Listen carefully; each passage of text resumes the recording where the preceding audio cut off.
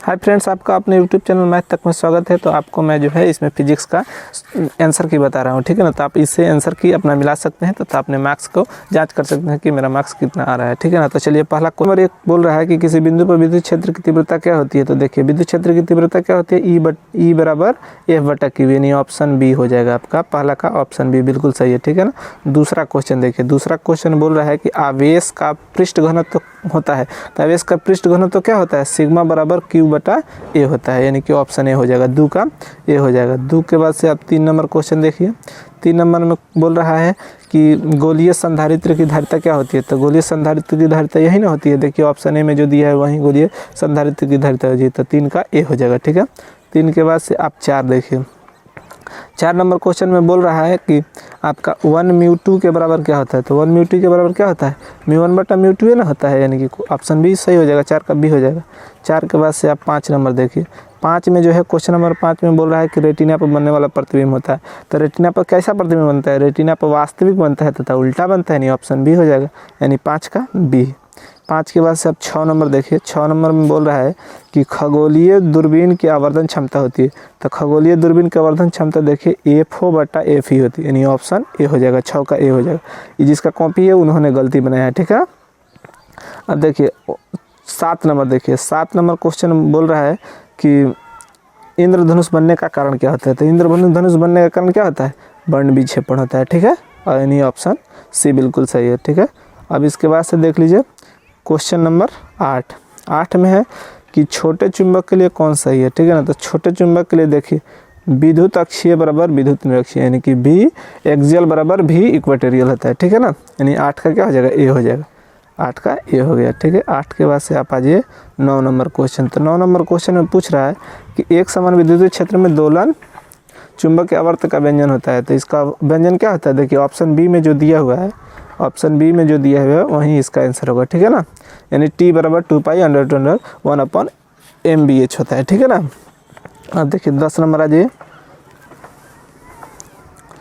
10 number में बोल रहा है कि निम्न में से कौन सा संबंध विद्युत के चुंबकीय क्षेत्र बी एच और विद्युत सुई की आवृत्ति के लिए सही है। तो देखिए इसमें जो है 10 का ए सही है, ठीक है ना। 10 का N square is directly proportional to B H के बराबर हो जाएगा, ठीक है ना।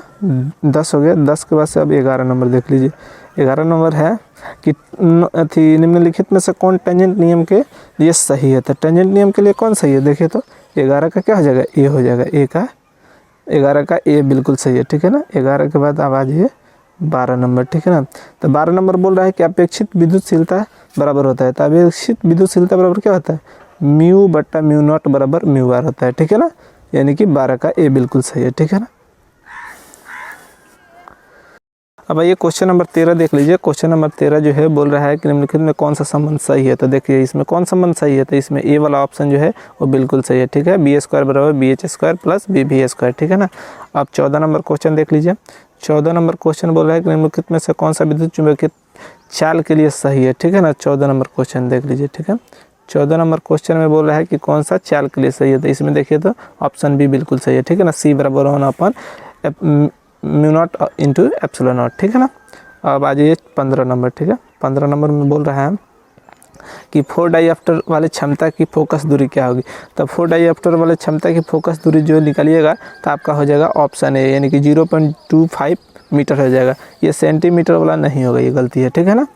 अब आ जाइए 16 नंबर, ठीक है। 16 नंबर में क्वेश्चन में बोल रहा है कि निम्नलिखित में से वर्ण विक्षेपण के लिए कौन सा सही है, ठीक है ना। वर्ण विक्षेपण के लिए कौन सा सही है। तो इसमें देखिए 16 का ऑप्शन ए बिल्कुल सही है, ठीक है ना।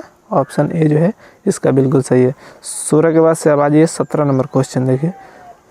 17 नंबर क्वेश्चन में बोल रहा है कि यदि कांच के लिए एक लेंस म्यू बराबर 3/2 की हवा की फोकस दूरी एफ है और पानी म्यू बराबर 4/3 में एफ डब्ल्यू हो तो क्या होगा, ठीक है ना। तो इसमें संबंध पूछ रहा है। तो इसमें संबंध पूछ रहा है, तो इसमें देखिए 17 का बी जो है बिल्कुल सही है, ठीक है ना। 17 का क्या हो जाएगा, बी हो जाएगा, ठीक है। 17 के बाद से अब 18 आ जाइए। 18 नंबर क्वेश्चन जो है वो बोल रहा है कि निम्नलिखित में से कौन सा संबंध प्राकृतिक प्रकाश की तीव्रता आई और प्रकाश के तरंगदैर्घ्य लैम्डा के लिए सही है। तो ये आप डायरेक्ट पढ़े होंगे फार्मूला के तौर पर, इसका ऑप्शन डी हो जाएगा। आई बराबर I directly proportional to 1 upon lambda के पावर 4 हो जाएगा, ठीक है। अब आ जाइए 18 के पास हो जाएगा। अब 19 क्वेश्चन, 19 तो बहुत ही आसान है। निम्नलिखित में इलेक्ट्रॉन का आवेश पूछा है, तो इलेक्ट्रॉन का आवेश क्या होता है? ई बराबर 19 का देखिए इसमें कौन सा, ई बराबर 1.602 × 10⁻19 कूलाम हो जाएगा, ठीक है ना। तो 9 का 19 का क्या हो जाएगा? डी हो जाएगा। 19 के बाद से आपका हो जाएगा 20 का। देखिए 20 में जो है पूछ रहा है कि निम्नलिखित में कौन सा सोडियम का कार्यफलन होता है, ठीक है ना। तो इसमें सोडियम का कार्यफलन जो होता है फाई नॉट बराबर 2.75 इलेक्ट्रॉन वोल्ट होता है, ठीक है ना। तो 20 का क्या हो जाएगा? सी हो जाएगा, ठीक है। चलिए तो अब आइए 21 नंबर क्वेश्चन देख लीजिए। 21 नंबर क्वेश्चन में बोल रहा है, 21 नंबर क्वेश्चन देखिए तो देखते हैं नाभिक में न्यूट्रॉनों की संख्या क्या होती है। तो न्यूट्रॉन की संख्या बराबर क्या होती है? द्रव्यमान संख्या माइनस परमाणु संख्या, यानी कि ऑप्शन बी हो जाएगा, ए माइनस जेड हो जाएगा, यानी कि ऑप्शन बी बिल्कुल सही है। 21 का बी हो जाएगा। 21 के बाद से आ जाइए आप 22 नंबर देखिए। 22 में बोल रहा है कि प्रतिवर्ती धारा परिपथ में यथार्थ माध्य शक्ति का व्यंजन क्या होता है। तो देखिए इसमें 22 का जो है, 22 का आप ऑप्शन डी देख लीजिए, डी इसका बिल्कुल सही आंसर है, ठीक है ना। डी जो होता है पी एवरेज बराबर होता है ERMS × IRMS cos फाई होता है, ठीक है ना। अब 22 के बाद से नेक्स्ट है 23 नंबर। 23 नंबर देखिए शक्ति गुणांक पूछ रहा है। तो शक्ति गुणांक बराबर क्या होता है? R/Z होता है, यानी कि 23 का ए हो जाएगा। 23 के बाद से आप क्या 24 का देख लीजिए। बोल रहा है कि LR परिपथ में कलांतर होता है। तो LR परिपथ में कलांतर क्या होता है? देखिए ऑप्शन सी देखिए tan इनवर्स ओमेगा L/R होता है, यानी कि 24 का क्या हो जाएगा? सी हो जाएगा, ठीक है ना। 24 के बाद से आप 25 नंबर क्वेश्चन देखिए। 25 नंबर में क्वेश्चन में बोल रहा है कि ट्रांसफार्मर में परिगणन अनुपात होता है, ठीक है ना। परिगणन अनुपात पूछ रहा है, तो इसमें क्या हो जाएगा? 25 का क्या हो जाएगा? ऑप्शन ए बिल्कुल सही है, 25 का ए हो जाएगा।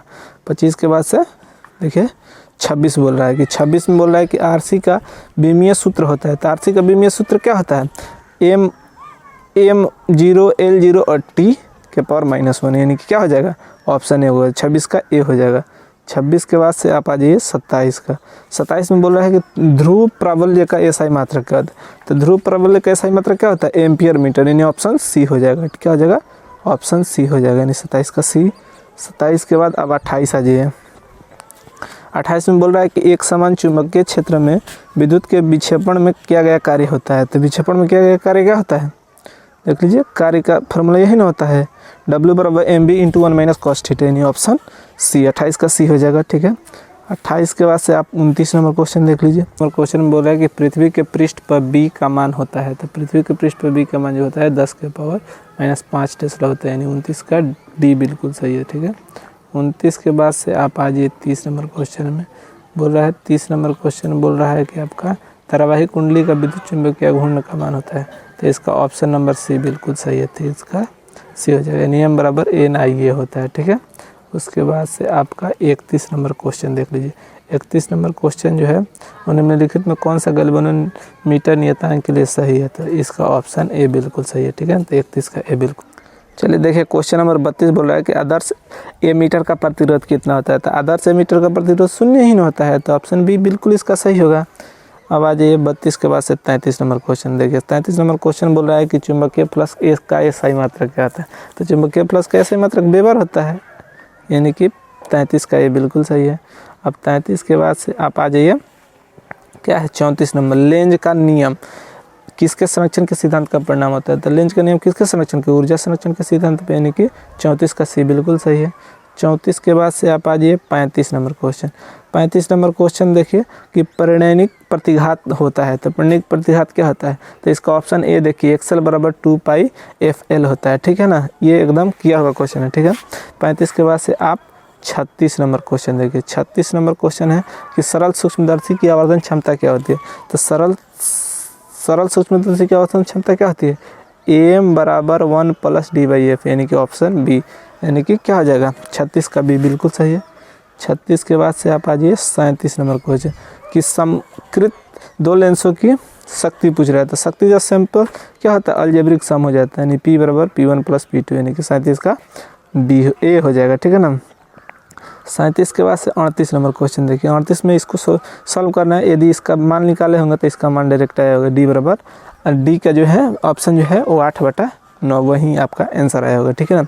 यानी कि 38 का डी हो जाएगा। 38 के बाद से आप 39 नंबर आ जाइए। 39 में जो बोल रहा है कि कांच के लिए क्रांतिक कोण होता है, तो कांच के लिए क्रांतिक कोण का मान क्या होता है, लगभग 42 डिग्री, यानी ऑप्शन डी हो जाएगा। 39 का डी बिल्कुल सही है।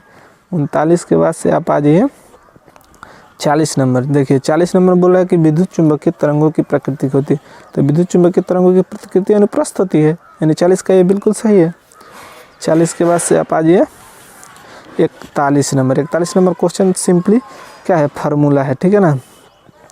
ये फार्मूला आप पढ़े होंगे, तो इसमें देखिए ऑप्शन सी जो है वो सही है। म्यू बराबर sine into 1 plus sigma m/2 बराबर साइन a/2, ठीक है ना। ये आप फार्मूला पढ़े होंगे, तो 41 का सी हो जाएगा, यानी 41 का सी बिल्कुल सही है। 41 के बाद से आप आ जाइए क्या है 42 नंबर, ठीक है ना। 42 नंबर क्वेश्चन देखिए, 42 नंबर में बोल रहा है कि प्रकाश पथ के बराबर होता है, तो प्रकाश पथ के बराबर क्या होता है, अपवर्तनांक गुणे पथ की लंबाई, यानी कि 42 का ये बिल्कुल सही है। 43 नंबर देखिए बोल रहा है कि इसमें से कौन सा क्या है, विद्युत चुंबकीय तरंग नहीं है, तो ध्वनि तरंग क्या होती है, विद्युत चुंबकीय तरंग नहीं होती है। 43 का सी बिल्कुल सही है। 43 के बाद से क्या हो जाएगा 44 नंबर। पारदर्शी माध्यम में हीरे के लिए क्रांतिक कोण का मान क्या होता है, तो ये देखिए ऑप्शन डी जो है 24.41 डिग्री होता है, ठीक है ना। क्या हो जाएगा, ऑप्शन डी हो जाएगा, यानी कि 44 का डी हो जाएगा। 44 के बाद अब 45 नंबर देखिए, फोटोन की ऊर्जा पूछ रहा है। फोटोन की ऊर्जा, तो फोटोन की ऊर्जा क्या होती है, एच म्यू होती है, यानी कि 45 का ए बिल्कुल सही है। 45 के बाद से आप आ जाइए 46 नंबर। 46 नंबर बोल रहा है चुंबक क्षेत्र की तीव्रता एच बराबर क्या होता है, तो एच बराबर क्या होता है B/μ0, यानी कि 46 का ए बिल्कुल सही है, ठीक है। ये क्वेश्चन नंबर 47 देखिए, निम्नलिखित में से ऊंचाई ट्रांसफार्मर के लिए सही है, तो इसमें देखिए 47 नंबर का ऑप्शन बी बिल्कुल सही है। VS > VP, यानी कि क्या होता है, सेकेंडरी का हमेशा प्राइमरी से वोल्टेज ज़्यादा होता है, ठीक है ना। उसके बाद से आप आ जाइए 48 नंबर। दिश धारा के लिए प्रेरित प्रतिघात होता है, तो दिश धारा के लिए प्रेरित प्रतिघात क्या होता है, 0 होता है, यानी कि 48 का ए बिल्कुल सही है। 48 के बाद से आप आ जाइए 49 नंबर क्वेश्चन। 49 नंबर क्वेश्चन में देखिए बोला धारावाहिक कुंडली का विद्युत चुंबकीय घूर्णन क्या होता है, तब देखिए 49 नंबर का देखिए ए ऑप्शन इसका बिल्कुल सही है, ठीक है। NIA होता है, यानी कि इसका चुंबकीय घूर्णन का मान क्या होता है, NIA, ठीक है। N जो होता है नंबर सब टर्म, I जो होता है वो क्या होता है, करंट होता है, और A जो होता है एरिया होता है, ठीक है ना। तो 49 का ए बिल्कुल सही है। 49 के बाद से आप आ जाइए 50 में बोल रहा है कि विद्युत तीव्रता का SI मात्रा क्या होता है, तो विद्युत तीव्रता का SI मात्रा क्या होता है, न्यूटन पर कूलम होता है, यानी कि ऑप्शन बी 50 का बी बिल्कुल सही है, ठीक है। 50 के बाद से 51 नंबर आ जाइए, बोल रहा है कि 51 में बोल रहा है कि विद्युत क्या है घनत्व का के बराबर क्या होता है, विद्युत घनत्व देखिए G बराबर I/A होता है, यानी कि 51 का बी बिल्कुल सही है। 51 के देखिए क्वेश्चन नंबर 52 आप देख लीजिए। क्वेश्चन नंबर 52 में जो है इनमें कौन सही है, ठीक है ना, तो ए ऑप्शन इसका बिल्कुल सही है, म्यू बराबर VD/E होता है, ठीक है ना। उसके बाद से 52 के बाद से आप 53 नंबर क्वेश्चन देखिए। 53 नंबर क्वेश्चन बोल रहा है कि इनमें कौन सही है, ठीक है ना, तो इसमें ऑप्शन ए बिल्कुल सही है, ठीक है ना। 1 वाट बराबर 1 जूल पर सेकंड होता है, ठीक है। 53 का ए हो जाएगा। 53 के बाद से आप 54 नंबर क्वेश्चन देखिए, नीला रंग के लिए कार्बन प्रतिरोध कलर कोड पूछ रहा है, तो नीला रंग का कार्बन प्रतिरोध क्या होता है, 6 होता है, यानी कि 54 का डी बिल्कुल सही है। 54 के बाद से आप आ जाइए 55 नंबर में, बोल रहा है कि एम्पियर घंटा किसका मात्रक होता है, तो एम्पियर घंटा किसका मात्रक होता है, आवेश का मात्रक होता है, सिंपल है। 55 के बाद से आप 56 नंबर आ जाइए। 56 में बोल रहा है कि लॉरेंज बल के लिए कौन सा सही है, तो लॉरेंज बल के लिए देखिए ऑप्शन ए बिल्कुल सही है, बराबर Q × E + V × B होता है, ठीक है ना। तो 56 का ए बिल्कुल सही है। 56 के बाद से आप आ जाइए 57 नंबर क्वेश्चन, निर्वात का पारावैद्युतांक होता है, तो इसमें देखिए ऑप्शन ए होगा इसका, ठीक है ना। 57 का 8.8 × 10⁻12, ठीक है। उसके बाद से आप आ जाइए 57 के बाद 58 नंबर क्वेश्चन के लिए।